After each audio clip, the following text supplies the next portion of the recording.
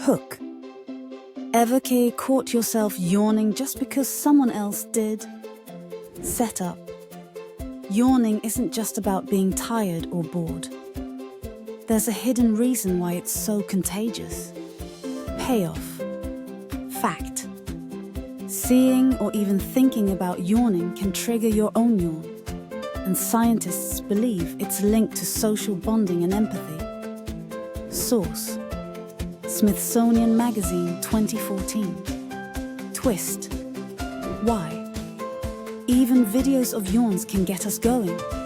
It's like our brains are wired to connect with each other, even through a simple yawn. Ultra. Tag a friend who can't resist a contagious yawn.